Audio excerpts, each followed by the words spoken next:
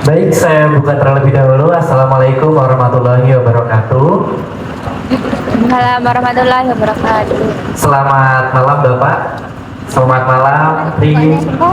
Oke, baik, kali ini kita akan memasuki sesi sarasehan, yaitu lebih tepatnya launching majalah Diskala edisi ke-6 yang bertajuk Batik dan Dinamika Persepsi Publik. Nah, saat ini kita sudah bersama dua narasumber yang akan menemani kita pada sesi sarasehan pada malam ini.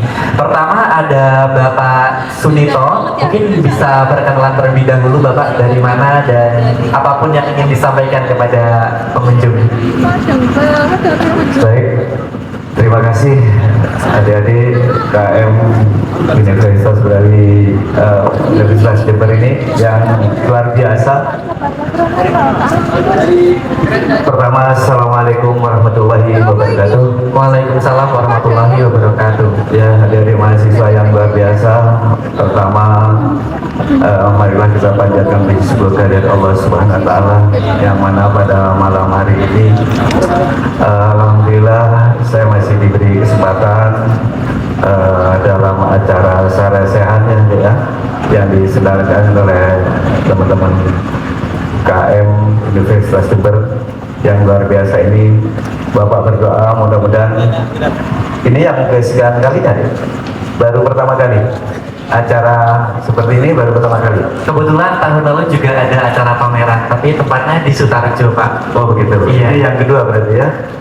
Yang kedua kali ini menurut saya luar biasa. Mudah-mudahan acara ini bisa berkah barokah ya, bermanfaat buat teman-teman khususnya UKM dan juga teman-teman yang lain nantinya mungkin ke depan ya. Tadi adik-adik boleh saya menambahi katanya seperti itu ya, supaya teman-teman UKM yang lain, universitas yang lain atau jurusan yang lain, mungkin ekonomi sosial sospol mungkin pertanian mungkin, karena di situ juga ada UKM-nya, kenapa sih tidak kita berkolaborasi supaya acaranya ini lebih enggak gitu ya, lebih meriah, lebih dapat sehingga acaranya menurut saya akan lebih bermanfaat lagi gitu, lebih luas lagi. Kenalkan, nama saya Pak Sunito. Kalau titel saya tidak nyambung nih, sarjana hukum nih saya. Oh iya, iya. Ya, jurusannya ilmu hukum. Di sini saya sebagai owner ya, sebagai pembatik ya, yang punya nama Batik Karimata, yang tepatnya ada di Jalan Karimata, Jalan Rosgali nomor 227 Jember ini, sebelahnya Unmu ya, Jember. Mungkin itu dulu deh dari saya untuk perkenalan. Sekali lagi mudah-mudahan acara pada malam hari ini saya berharap berkah barokah ya. Alhamdulillah ini sudah mulai terang. Menurut saya ini bagian keberkahan pada acara pada malam hari ini. Mungkin itu deh dari saya. Oke, baik, terima kasih Bapak Sunito. Jadi Bapak Sunito ini merupakan owner dari batik, salah satu batik di Kabupaten Jember, dan nama batiknya itu mudah diingat ya Pak, sesuai jalannya, yaitu Batik Karimata seperti itu. Nah, Batik Karimata ini menjadi salah satu salah satu narasumber yang diwawancara dalam salah satu rubrik dalam majalah kami. Nah, kemudian majalah kami ini diprakarsai oleh bidang penulisan kreatif, yang saat ini saya juga sedang bersama kepala bidangnya, yaitu kepala bidang penulisan kreatif. Bisa perkenalan juga. Assalamualaikum warahmatullahi wabarakatuh. Waalaikumsalam warahmatullahi wabarakatuh. Perkenalkan, saya Tri Andika Kirani, bisa dipanggil Tri. Saya koordinator dari bidang penulisan kreatif. Oke, baik, itu aja. Oke, baik Bapak. Pertanyaan pertama langsung saja, ini kita ngobrolnya santai saja ya Pak ya. Baik. Sebagai owner batik Pak, itu sebetulnya sejak kapan Batik Karimata ini berdiri, dan bagaimana sih awal mula Bapak dan Ibu itu mencetuskan untuk aku kayaknya pengen bikin Batik Karimata nih, ingin berbisnis batik seperti itu Pak. Mungkin bisa diceritakan. Baik deh, terima kasih. Pertama saya juga merasa bangga ya, sudah ada majalah batik ini ya. Secara literasi menurut saya ini luar biasa. akan lebih bermanfaat lagi, akan lebih dikenal lagi terkait dengan Jember punya batik gitu. Betul. Jadi batik Karimata ini berdiri sejak 1 Juli 2021 Adik. Pas COVID itu. Iya, ketika Alhamdulillah COVID kemarin tuh bawa berkah. Asal muasalnya kita terinspirasi mulanya batik Karimata itu hanya sebagai penjahit lokal ya. Artinya penjahit yang jahitannya itu ya awalnya buat songkok Jember ini. Oh iya. Namanya ublang ini. Ublang. Iya. Dulu saya itu kesusahan untuk mencari batik gitu ya, karena dulu kita selalu beli gitu. Iya. Yang kedua juga printing yang saya pakai, saya pinginnya batik yang punya historis gitu ya, yang punya sejarah di Indonesia, karena memang batik ini merupakan budaya sudah, sehingga saya ingin gitu ya, gimana bisa batik gitu. Ya alhamdulillah di salah satu instansi pemerintah yang ada di Jember ini ada pelatihan batik. Sejak itulah kita mengikuti belajar batik gitu selama 1 bulan. Ya alhamdulillah berkah, karena memang rajinnya ya, yang bisa batik itu istri saya sebenarnya deh. Kalau saya hanya mungkin baju untuk menarasikan aja tentang batik gitu. Dari situlah setahun kita belajar, akhirnya menemukanlah sesuatu inspirasi di mana untuk memberikan penguatan batik yang ada di batik Jember ini. Jadi saya biasa di Google ya, itu saya tulis batik khas Jember gitu. Artinya kita angkat dari sisi kearifan lokal Jember. Jember itu punya kearifan lokal yang punya sejarah cukup panjang, yaitu tadi daun tembakau, motifnya kopi, kakao, mami, itu yang Tumbuhan, yang kita tuangkan dalam goresan batik itu ya. Nah itu asal muasalnya seperti itu Iya. sekalian. Berarti dari COVID yang mungkin dari banyak orang itu mengiranya COVID itu adalah sebuah keterpurukan, tapi Bapak melihat satu celah untuk bisa tetap berkarya dan berkarir ketika Betul. COVID sepertinya Pak. Betul. Berarti sudah sekitar 4 tahun. 4 tahun. Ya. Nah selama 4 tahun ini kiranya apa yang membuat Bapak dan mungkin rekan-rekan kerja lainnya itu bertahan di bisnis batik ini Pak? Pada intinya saya membuat batik itu punya prinsip ya. Batik itu harus punya inovasi supaya diterima oleh masyarakat, karena batik itu tentunya identik dengan pakaian, biasanya pakai orang tua gitu ya. Saya mencoba membuat inovasi-inovasi supaya batik ini bisa diterima oleh kalangan anak muda. Ya, itu yang dilakukan oleh Bapak. Berarti ketika mungkin ya Pak, kalau dari perspektif anak muda saat ini, mungkin banyak dari mereka yang mengira bahwa batik itu adalah pakaian yang harusnya digunakan oleh orang-orang tua seperti itu, dan cocoknya digunakan untuk kondangan seperti itu Pak. Betul. Tapi kira-kira untuk mengatasi permasalahan tersebut, apa sih Pak, strategi atau media promosinya yang digunakan Bapak untuk tetap eksis di kalangan remaja atau generasi muda saat ini? Ya, tentunya Bapak selalu ya, apa yang Bapak sampaikan barusan, saya selalu memberikan inovasi-inovasi baru gitu ya, sehingga kesan jadul itu saya hindari seperti itu deh. Itu yang sehingga apa sih anak muda sekarang ini, anak trendy sekarang ini yang dimaui supaya bisa memakai batik. Padahal batik tuh kalau benar-benar milih batik yang benar ya, itu dipakainya sebenarnya luar biasa deh. Punya tempat tersendiri batik itu sebetulnya, mungkin sampai sekarang ini. Iya, itu. Kalau di Jember sendiri, mungkin batik yang terkenal itu adalah batik tembakau dan motif-motif flora atau tumbuhan lainnya.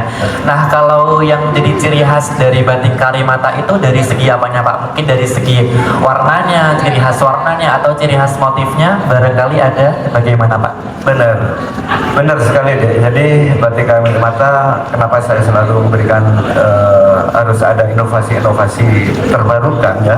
Jadi kita membuat batik itu nggak asal-asal coret-coret aja, tapi saya berusaha untuk mengukur semua goresan batik itu harus punya makna. harus ada filosofinya. Mungkin itu yang menjadikan lain di batik Karimata. Iya.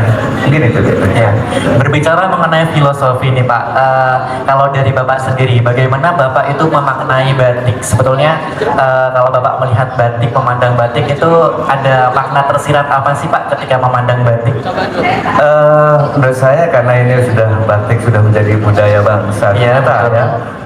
Kalau saya memaknai batik itu sebenarnya luar biasa. Yang penting kita bisa memilih gitu ya, mana batik yang pas buat saya, baik dari motif, dari pewarnaan. Itu makna itu yang selalu saya goreskan di batik supaya bisa diterima oleh masyarakat. Ya. Nah kalau saat ini Pak, dari selama Bapak 4 tahun berkarir, itu kiranya bagaimana Pak batik itu dipandang dalam dipandang oleh konsumen atau pembeli yang biasanya berlangganan dengan batik Karimata, itu apakah batik itu masih menjadi tren bagi mereka atau saat ini mulai berkurang atau justru mulai bertambah Pak? Syukur alhamdulillah deh, batik Karimata hingga detik ini cukup diminati ya oleh masyarakat ya, karena terus terang batik Karimata ini kenapa diterima oleh masyarakat, event-event besar alhamdulillah batik Karimata yang dipakai. Cuma itu punya event kayak GFC, MTQ, alhamdulillah pakai batik Bapak. Nah ini menurut saya salah satu anugerah ya buat batik Karimata. Saya bersyukur sebagai pembatik di Jember ini, ternyata batik yang baru muncul ini cukup diakui oleh nasional gitu. Mungkin itu deh menurut saya. Baik, jika seperti itu berarti alhamdulillah mungkin barangkali perjalanannya itu tidak terlalu banyak itu ya Pak, tidak terlalu banyak tantangan karena juga didukung oleh pemerintah setempat seperti itu. Betul. Nah sekiranya apa ya Pak, tantangan selama ini yang dirasakan selama 4 tahun berkarir di dunia batik itu bagaimana Pak? Ya menurut kami tantangan itu ya maaf ya karena memang basic Bapak ini ya alhamdulillah saya memang kebetulan ditunjuk sebagai kuratornya museum ya. Sehingga inovasi-inovasi itu kunci yang ada di saya hanya 3 kunci ya. Jadi mungkin ini bisa dipakai oleh teman-teman UMKM. Saya berusaha gimana sih menjadi seorang entertain, gimana sih sebagai seorang entrepreneur saya harus punya dia event seperti itu. Nah, jadi 3 hal ini yang mungkin tidak ada di kurikulum kampus ya. Jadi saya mengajak teman-teman UKM gak hanya batik ya, tapi event-event ini harus lebih besar lagi sesuai dengan arahan Dr. Eko. Beliau juga teman saya sejak 2014. Saya sudah kenal Dr. Eko. Ya mungkin itu deh. Sehingga alhamdulillah kalau dari si kendala hingga detik ini batik Karimata cukup sibuk deh. Ya itu tadi yang saya pakai. Saya membangun bersama istri gimana sih membangun diri kita ini mengentertain deh batik itu dengan baik. Gimana saya menjadi seorang entrepreneurnya batik Karimata itu. Dan saya harus punya jiwa event sehingga batik saya alhamdulillah 2023 itu Hari Batik Nasional, batik Karimata yang baru muncul nih sempat tampil di KJRI Dubai itu pakai batik Karimata. Ini mungkin lagi aku kan pamer ya, tapi saya ingin beri support buat teman-teman UKM ini. Gimana sih UKM ini bisa lebih besar seperti zaman saya tahun 90 UKM Universitas Jember luar biasa banget ya. Saya masih ada di dalamnya waktu itu bersama teman-teman yang ada di kampus Unair ini. Berarti kemarin kalau boleh tahu menyinggung yang Dubai tadi Pak, itu ketika Hari Batik Nasional tanggal berapa Pak tadi? 22 Oktober kalau nggak salah. Nah itu berarti batik Karimata apakah meluncing produk baru atau bagaimana itu Pak? Oh tidak deh, jadi bukan meluncing itu. Kebetulan kami ada sahabat seorang desainer di Dubai itu, dia datang ke tempat kita. Pilihannya itu katanya batik Karimata itu unik katanya gitu. Banyak batik di beberapa tempat ini kok punya saya yang dipilih. Jadi yang dipilih ada 3, batik Riau, batik Padi Solo, sama batik Karimata waktu itu yang ditampilkan di acara Desensio di sini. Baik. Kalau boleh tahu Pak, produksi batik Karimata sendiri itu sudah ada berapa motif Pak? Kalau motif sudah banyak sekali ya. Tapi pada prinsipnya goresan batik yang ada di batik Karimata itu memang kita lebih mengangkat dari si kearifan lokal Jember. Iya. Jember punya sejarah yang memang cukup panjang terkait dengan daun tembakonya itu, kopinya, kakaonya, idamaminya yang sekarang ini yang booming di Jember ini. Ya itu yang kita tuangkan dalam goresan batik di batik Karimata. Oke. Mungkin juga bisa diceritakan Pak, kiranya bagaimana sih Pak proses pembuatan atau percetakan batik di batik Karimata itu, apakah ada perbedaan dengan proses di tempat batik-batik lainnya atau bagaimana? Menurut saya hampir semua sama. Sama, sebenarnya. oke. Ya tinggal sejauh mana kita membuat goresan itu bisa lebih menarik dan lebih menarik gitu ya. Iya. Perpaduan warna itu menurut saya penting. Pada umumnya peminat batik itu yang dilihat warna dasarnya dulu. Kalau goresannya itu nanti mengikuti seperti itu. Mungkin itu dari saya. Barangkali pertanyaan terakhir nih Pak, kan kami dari UKM Kesenian juga sudah bekerja sama, sudah mewawancarai Bapak sebagai salah satu owner batik di Kabupaten Jember, dan lahirlah sebuah majalah Niskala edisi 6 ini. Mungkin harapannya Pak untuk generasi muda lainnya sebagai salah satu bentuk untuk tetap mewarisi dan menjaga batik, itu bagaimana Pak harapan Bapak? Ya kalau saya terus terang harapan saya ke depan, mari kita sebagai regenerasi ini jangan menunggu waktu, ya nunggu terus, segeralah belajar gitu ya, memahami hal batik, karena batik itu hingga detik ini masih punya tempat yang spesial menurut saya. Mungkin di acara-acara penting ya, di acara-acara kenegaraan kita ini batik masih selalu dipakai di situ ya. Sehingga menurut saya regenerasi ke depannya tidak perlu sungkan dengan batik, karena batik ini merupakan budaya kita. Siapa lagi kalau enggak regenerasi kita gitu. Kalau regenerasi budaya Ya, tetaplah menurut saya berkarya dan berkarya, jangan menunggu gitu.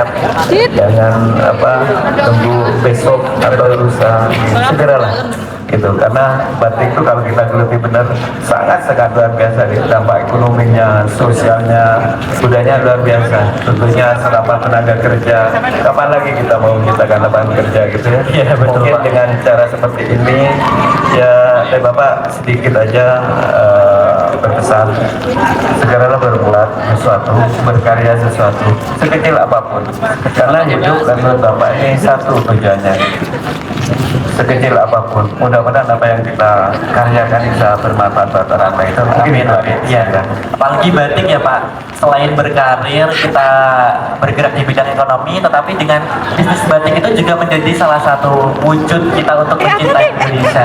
Betul, Pak. Iya. Oke, baik, terima kasih. Mungkin berikutnya saya lanjut ke Tri dulu ya Pak, pertanyaannya. Baik, monggo. Baik Tri, mungkin bisa diceritakan nih, mungkin kan di sini pengunjung-pengunjung belum banyak yang tahu nih kiranya majalah Niskala itu apa sih, udah berapa edisi yang diterbitkan, mungkin bisa diceritakan sedikit tentang majalah Niskala. Terima kasih Adi. Untuk majalah Niskala ini di tahun 2025 sudah masuk di edisi ke-6. Jadi setiap 2 tahun sekali itu batik muda. Majalah Niskala ini selalu terbit dan membawa tema-tema atau isu-isu yang berbeda setiap terbitnya itu. Dan Niskala terakhir itu terbitnya tahun 2022. Ya. Terus sekarang terbit kembali untuk di tahun 2025.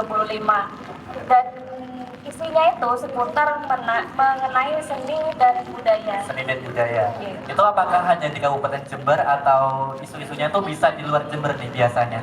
Kalau untuk isu-isunya itu bisa di Jember sama di luar Jember. Oke. Iya. Dari edisi ke-6 ini mungkin bisa diceritakan gimana sih proses memilih isunya hingga tim penulisan kreatif itu berani nih menetapkan bahwa di edisi ini kita akan bahas atau mengangkat isu batik. Itu gimana ceritanya? Untuk ceritanya itu kami seperti biasa melakukan diskusi-diskusi, dan kami itu ada beberapa anak-anak ini memberikan atau berpendapat terkait isu apa ya yang akan kita bawakan untuk skala edisi ke-6 ini. Itu ada banyak-banyak pilihan isu sehingga terakhir itu ada terkait batik ini. Dan juga sebelumnya kita juga ini ya pernah ke wawancara dengan pengrajin gitu, sehingga tuh ada ini nih terkait juga dengan pameran yang akan kita lakukan, ada tentang stigma atau stereotip. Nah di sini sebelumnya dengan narasumber itu udah pernah berkata sedikit saja itu tentang batik ini masih dikenal jadul, batik ini masih kurang hype gitu ya, kurang hype di generasi muda gitu. Jadi gimana ya biar batik ini bisa tetap eksis, terutama untuk batik-batik Jember yang bisa lebih kita kenalkan lagi kepada generasi-generasi kita selanjutnya. Oke, baik. Berarti kalau ditanya kenapa batik, berarti ya tujuannya untuk itu ya eksplorasi dan juga mengenalkan batik lebih luas untuk menangkal stereotip tadi seperti itu. Iya, Oke. Baik, berikutnya nih. Kiranya apa sih yang paling menarik dari hasil pengamatan teman-teman selama proses pencarian ide, pencarian data mengenai stigma batik di masyarakat? Untuk hal menarik itu banyak sekali kita berkunjung ke pengrajin-pengrajin, terutama dengan pengrajin dari batik Kalimantan. Nah di sini di sana itu kita banyak sekali menemukan hal-hal yang belum pernah kita temui, terutama tentang batik. Pernah terdengar gitu, aku hanya punya batik satu gitu, kenapa ya aku punya satu, ternyata karena mahal gitu. Ya, saat ke pengrajin itu terus aku tanya kenapa ya kok batik itu mahal, ternyata disitulah sembunyinya ada. Betul. Bagaimana batik itu diproses dengan ketelatenan dengan menulis batik tulis paham kan maksudnya? harus telaten, harus sabar dan membutuhkan waktu yang memang banyak sih. Panjang ya. Nah itu dia hal yang menurutku paling menarik. Mungkin nih membahas mengenai stereotip mengenai harga batik yang mahal. Mungkin dari Bapak Sunito sendiri gimana Pak? Kira-kira pandangan Bapak mengenai stereotip masyarakat yang beranggapan bahwa mereka itu punya batik itu cukup satu karena batik itu mahal. Bagaimana Pak? Ya, baik. Menurut saya ukuran mahal tidaknya itu sebetulnya kalau di batik Karimata tergantung motif gitu ya. Iya. Tingkat kesulitannya itu yang menjadi mahal sebetulnya. Ada juga batik tulis yang tidak semahal yang dibayangkan teman-teman ini gitu loh. Karena mahal tidaknya batik itu karena ya ini kan sebuah karya ya, sebuah karya yang harus kita hargai. Intinya hanya dari tingkat kesulitan aja. Itu yang membuat mahal atau penuhnya batik gitu ya, karena emang itu juga gambarnya susah, nyantingnya juga susah. Sebetulnya itu yang bikin mahal. Kalau kita hanya batiknya hanya butuh di dada gitu, di lengan, ya mungkin tidak semahal yang dibayangkan teman-teman. Jadi ini mungkin yang perlu disampaikan supaya batik itu tidak kesan mahal gitu ya. Menurut saya ya masih bisa terjangkau sebetulnya, tergantung permintaan mungkin ya. Mungkin ada masih Pak saya bisa buatkan batik yang begini, rasanya seperti ini. Insya Allah batik Karimata bisa melengkapi hal itu, sehingga kesan mahal itu tidak ada di adik-adik sekalian. Ya mungkin itu hanya teman-teman susah untuk pakai batik gitu karena batiknya mahal gitu. Ya, kita bisa mungkin berkelompok teman UKM ini Pak bisa saya buatkan batik yang saya akan bawa request bisa di kita. Boleh. Ya itu mungkin ya maaf ini bukan promosi ya. Jadi saya hanya menghilangkan kesan batik mahal itu saya gitu.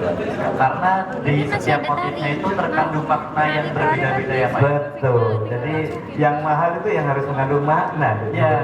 Jadi nggak asal coretan-coretan aja gitu ya, tapi harus ya kata saya yang awal ya, semua harus ada filosofinya gitu ya. Menurut saya itu yang bikin mahal menurut saya. Ya.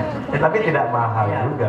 Betul, dan mungkin itu salah satu cara kita untuk menghargai dan mengapresiasi para pelaku seni seperti itu. Betul, karena ini sebuah karya seperti Iya. apa. Awal tuh bilang kan Betul. Berikutnya nggak ada pertanyaan sebutan untuk ini, Tri lagi nih. Oke.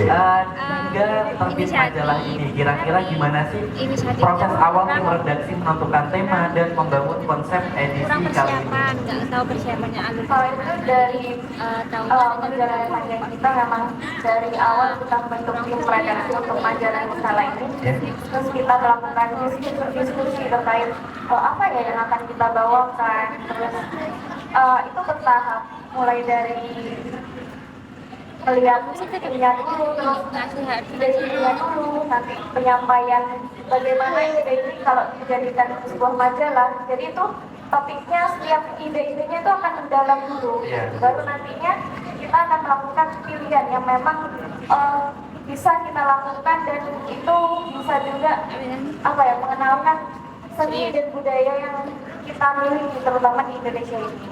Oke, kalau gitu nih, boleh nggak sih tahu apa kira-kira tantangan terbesar dari proses penerbitan majalah edisi 6 ini? Kalau tantangan terbesarnya itu apa ya? Sebenarnya kalau dari kami itu kan terdapat tim, dan di dalam tim itu selalu pemikiran mereka berbeda-beda dan waktu mereka juga berbeda-beda. Mungkin hal itulah yang menjadi tantangan kami sehingga bagaimana ya caranya dan kami ini tetap solid dan melakukan atau melanjutkan batik ini sampai majalah ini sampai bisa terbit. Oke, seperti itu. Nah, dari majalah ini nih, mungkin bisa di-spill kira-kira rubrik yang menarik atau rubrik yang barangkali menantang nih untuk ditulis itu kira-kira rubrik yang mana sih? Kalau yang menantang ditulis itu terutamanya tentang di awal-awal Ya. seperti sungai, kabut, terus jagongan dan dana gitu. Itu kan kita harus riset terlebih dahulu untuk lebih dalam dan bisa menuliskan apa yang mau kita tulis. Dan riset-risetnya itu nggak hanya riset pustaka saja, tapi kita juga berjalan.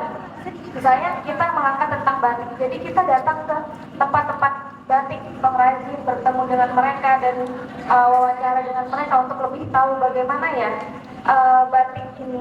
Iya. Oke, berarti kan itu dari sisi tulisan nih, dari sisi isi atau substansi. Nah, selain itu kan pastinya di majalah itu kan didukung oleh dari segi visual, desain, dan foto. Nah, sejauh mana sih peran visual seperti yang tadi disebutin, desain, ilustrasi, dan foto itu membantu memperkuat pesan atau makna dari tulisan-tulisan yang ada dalam majalah?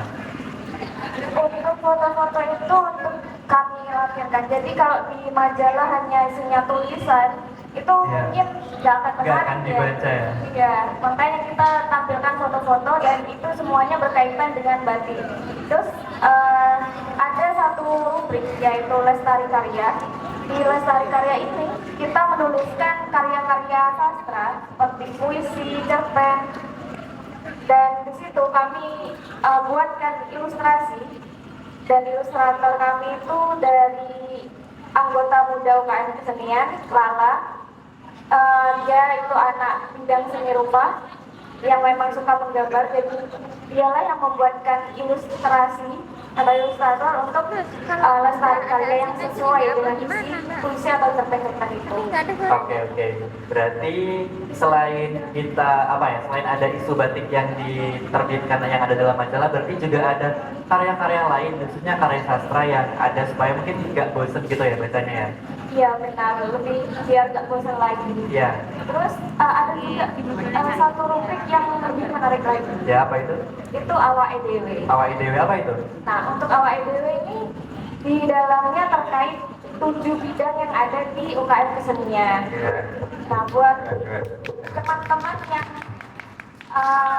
di luar UKM Kesenian yang ingin mengenal lebih dekat lagi dengan UKM Kesenian, majalah ini ada di dalam pameran, Ya. dan itu bisa dibuka-buka. Untuk lebih mengenal kami bisa baca di Oke. Balik lagi mengenai majalah ini. Jika dibandingkan dengan 5 edisi sebelumnya, apa nih kebaruan atau hal yang inovasi yang ada dalam majalah edisi 6 ini? Kalau kebaruannya tentunya di tema atau isinya ya. Iya, betul. Yang sebelum-sebelumnya itu ada mengangkat terkait kebudayaan maritim, tentang tradisi lisan di Situbondo. Nah, di sini sekarang di edisi ke-6 kami mengangkat mengenai batik untuk lebih mengenal lagi isu-isu seputar batik dan mengenalkan batik Jember khususnya. Oke, terakhir nih, kira-kira mau tanya harapan. Pertama, harapanmu sebagai bagian dari penulisan kreatif untuk majalah Niskala itu apa? Dan harapanmu untuk batik di khususnya di Kabupaten Jember itu apa? Mungkin bisa disampaikan harapannya. Untuk harapan di bidang penulisan kreatif, aku selalu berharap untuk teman-teman tidak pernah lelah untuk selalu menulis apapun itu, sekecil apapun itu, karena setiap tulisan atau pikiran kalian yang kalian tuliskan itu adalah hal-hal yang bisa membuat sebuah perubahan Betul. sekecil apapun Iya. itu, seperti kata Sama yang Bapak. dikatakan Mbak Sunita ya. Oke. Terus selain itu untuk batik Jember, saya berharap itu batik Jember selalu bisa dikenal oleh masyarakat Jember terutamanya dan generasi-generasi muda agar batik Jember ini terus berkembang dan terus ada dikenal oleh masyarakat kita, oleh generasi kita, bahkan dari luar kota atau asing gitu. Oke, cukup. Oke, sudah habis pertanyaan kita untuk Bapak Sunito dan juga untuk Tri. Berikutnya barangkali aku membuka kesempatan nih bagi teman-teman di sini yang ingin mengajukan pertanyaan, kiranya ada. Mumpung saat ini kita sedang kehadiran Bapak Sunito, beliau sebagai owner Batik Karimata sekaligus salah satu pengurus di Museum Tembakau ya Pak ya. Ya, mungkin barangkali ada yang ingin disampaikan atau ditanyakan, silakan. Ya, silakan.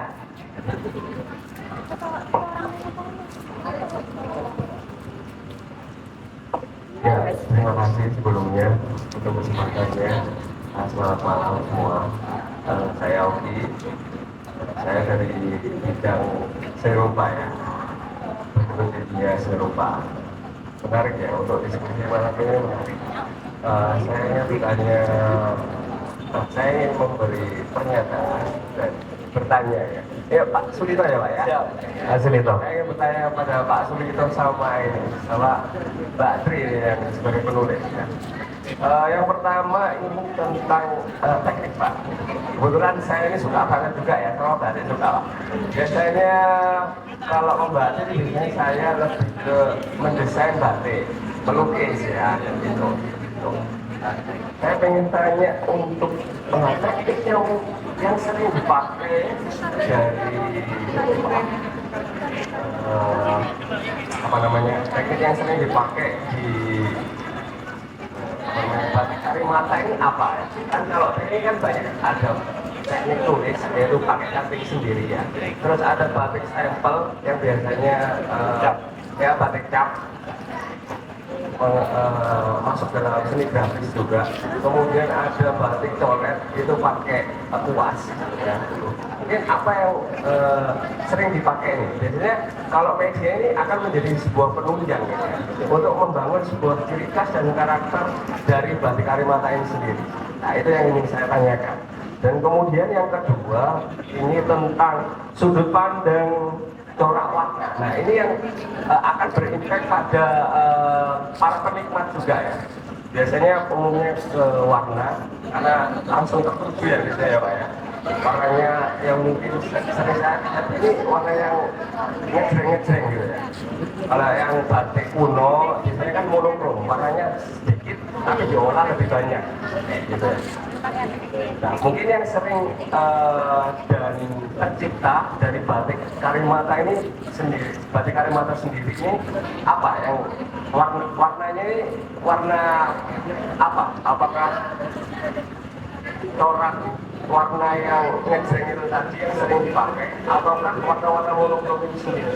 Karena itu kan nanti akan berimpact pada para penikmat juga. Itu oleh yang untuk Nanti, karena tahu kan ya? terus untuk Tri kemarin sempat ini ya apa bicara juga teman yang menarik tulisannya ya dan juga akan membangun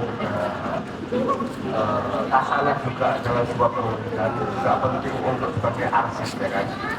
Untuk proses pengembangan batik itu sendiri juga, pengembangan literasi kepada masyarakat itu pasti berimpact baik gitu. Supaya kita tidak kalah Biar dengan makan. orang-orang karena kita mulai dari dulu zaman dulu kita kan kalah arsip Jangan ya. telat-telat. Gitu. Sering kali kehilangan padahal pemikiran kita juga unik ya kan, ekspresif dan banyak melahirkan pemikiran dan tuang-tuangan yang indah sebenarnya, tidak kalah juga dengan orang-orang barat seperti itu ya. Kemudian yang kedua ada mungkin ini, pernah nggak kamu mengangkat corak dalam penulisan, corak batik itu kayak. Nah mungkin corak ini akan memberi warna baru dalam sebuah penulisan. Apa? Pernah nggak? Itu tadi ya, pernah nggak menuliskan itu? Nah mungkin kalau jika dituliskan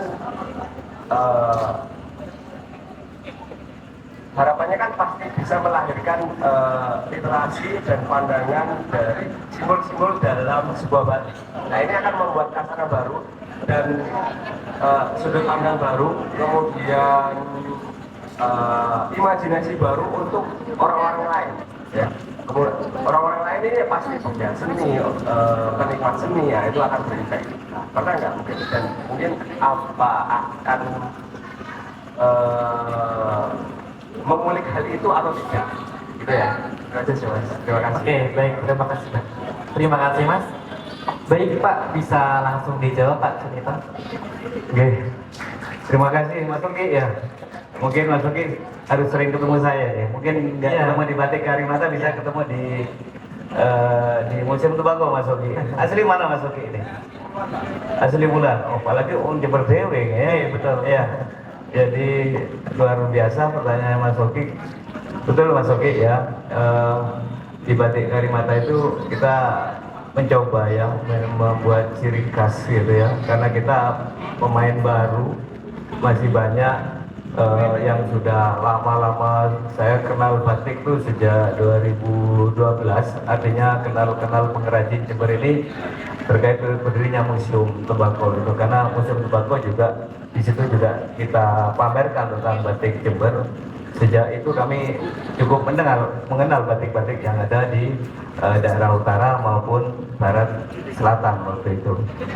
Jadi kembali apa yang jadi pertanyaan Mas Oki, di Batik Karimata itu kita memang selalu mencoba dan mencoba Mas. Artinya ya kebetulan saya orang museum ya, orang museum, dan kebetulan istri punya karya seperti itu. Kayaknya kolaborasi saya bersama istri ini selalu kawin Mas ya. Artinya sebuah karya itu harus ada maknanya ya. Terkait dengan yang katanya Mas Oki tadi, gimana sih Batik Karimata itu menciptakan batik? Itu awalnya kita buat sketch dulu Mas ya. Buat sketch yang harapan kita hampir semua teman-teman ini mau jahit Batik Karimata itu bahasanya kayaknya ini sebarannya disebar begitu aja, tapi pada prinsipnya itu ya Nyonya selalu koordinasi dengan saya, baik warna gitu ya, corak yang harus kita selalu kita kolaborasi. Jadi intinya kita nuangkan tulisan-tulisan itu harus terukur Mas. Jadi istri saya kebetulan sedikit punya pengetahuan tentang jahit gitu Mas ya. Jadi cara membuat motif ini antara sini dengan sini itu sudah terukur Mas.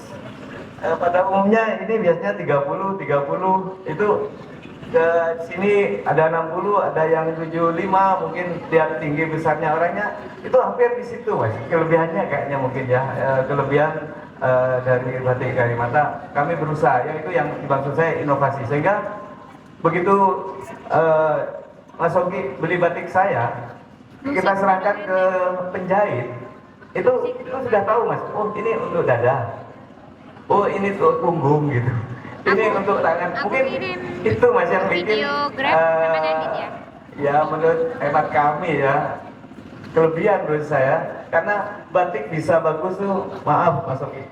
Jadi ini sama ini harus ketemu Mas Oki. Ya, jadi motornya itu harus ada ini kan selalu ketemu. Karena ini motornya kayaknya seenaknya, tapi ada prinsipnya tidak Mas Oki. Nah, itu teknik pertamanya dari dari sisi warna Mas. Saya memang mencoba, karena dari sisi historis Jember ini dikenal dengan Pandalungannya ya. Yang Jember Utara ini lebih banyak Maduranya, yang selatan ini banyak Jawanya. Nah, dari si Pandalungan itu ya kebetulan saya cukup banyak baca tentang sejarah Jember. Itu saya kolaborasikan Mas. Mungkin Mas Oki sekilas batik saya jreng gitu. Padahal tidak Mas. Begitu dia berhadapan langsung dengan batik saya, insya Allah tidak jreng, karena memainkan warna itu istri tidak pernah jomplang Mas. Artinya merah itu harus turunnya hanya satu tun gitu, sehingga tidak tabrakan gitu ya, tidak tabrakan. Dan saya selalu menghiasi supaya batik itu lebih indah. Mungkin hanya 1-2 aja yang menjadi hiasan. Saya anggap tuh umpama bunga, ya umpama bunga itu sebagai apa, bunganya gitu. Kalau bunga, sehingga terkesan tidak monoton di situ. Kalau soal pewarnaan ya itu kunci di batik Kalimata, kita nggak pernah sampai jreng gitu, karena emang semua terukur. Ini sekian gram, ini sekian gram, semua turunannya hanya 1 tun. Itu yang dimainkan di batik Kalimata. Mungkin itu Mas Oki. Jadi terima kasih nih, karena saya sebenarnya membuka diri.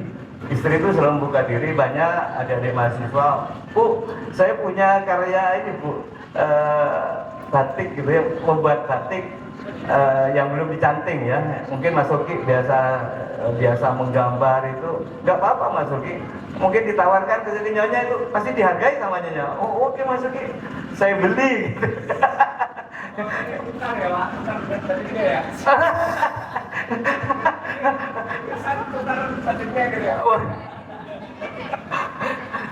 Kalau itu harus main di batik Kalimata lah. Jadi mungkin itu Mas Oki, sehingga saya batik Kalimata nyonya itu selalu membuka diri ya, karena ini sebuah karya ya yang harus kita hargai.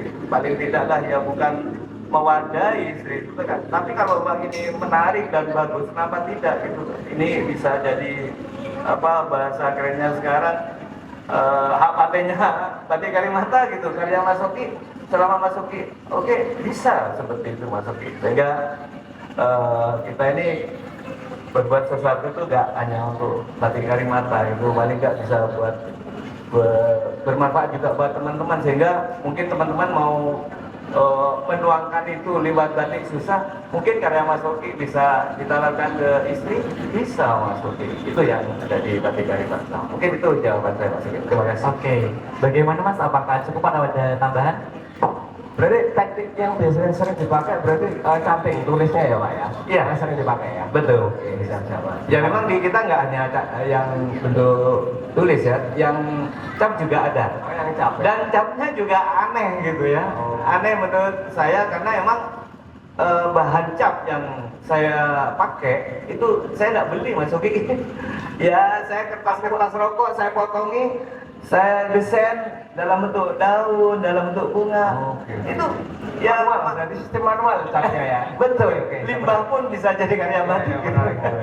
Jadi itu Mas Oki. Terima kasih. Sama-sama Pak. Oke, terima kasih.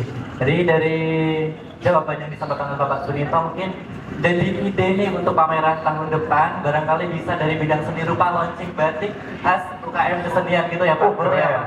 Ya, sekali lagi saya juga terima kasih teman-teman sudah menelurkan majalah batik ini.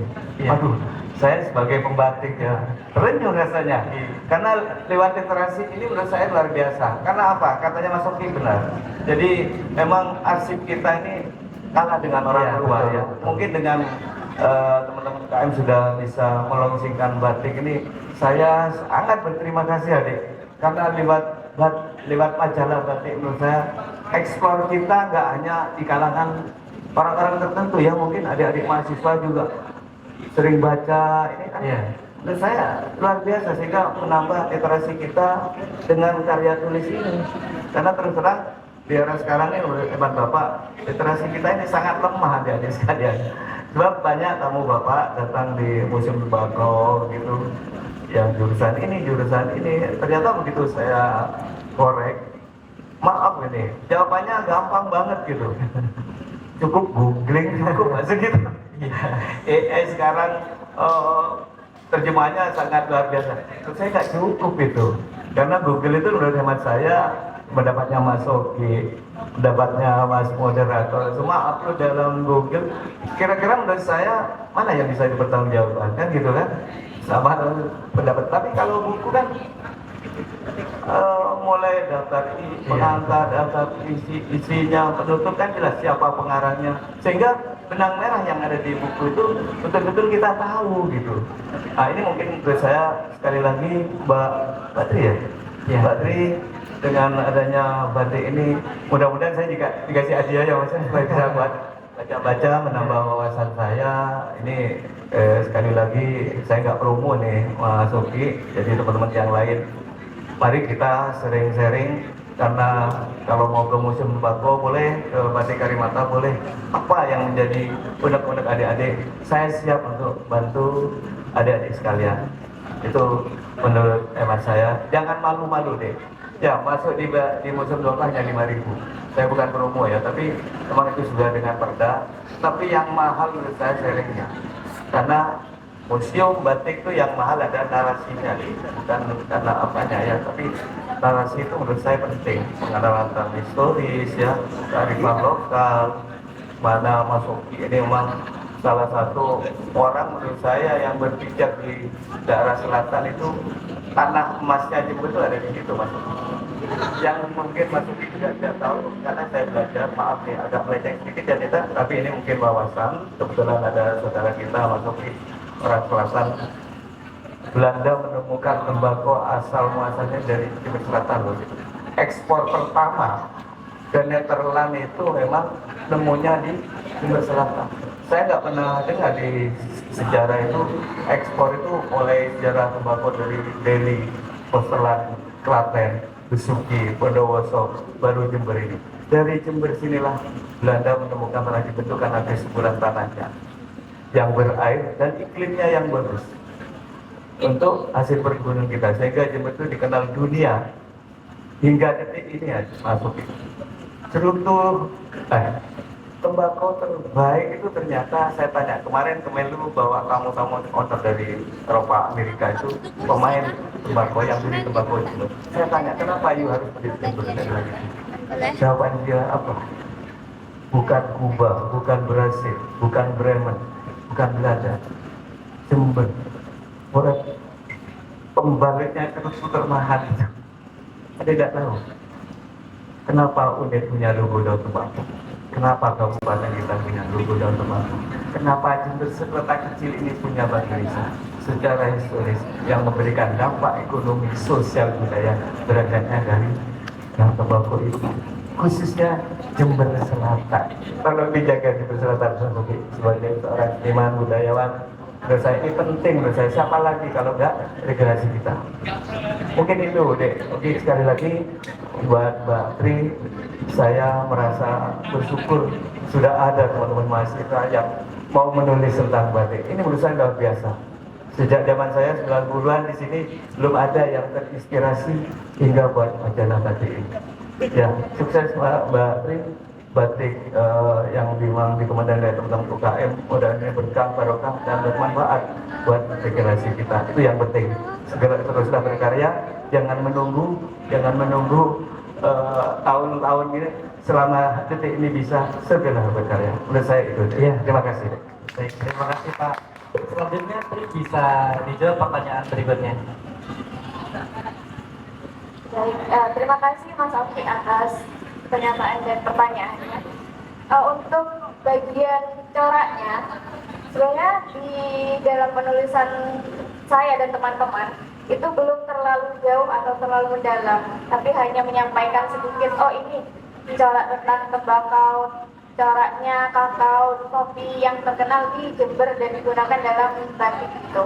Dan untuk lebih mendalamnya, semoga kedepannya bisa terus lebih riset lagi, lebih mendalam lagi dan bisa menuliskannya lagi lebih dalam. Oke, Sudah. Oke, baik. Usai sudah sesi sarasehan dan launching majalah Niskala edisi ke-6 yang berjudul Batik dan Dinamika Persepsi Publik pada malam ini.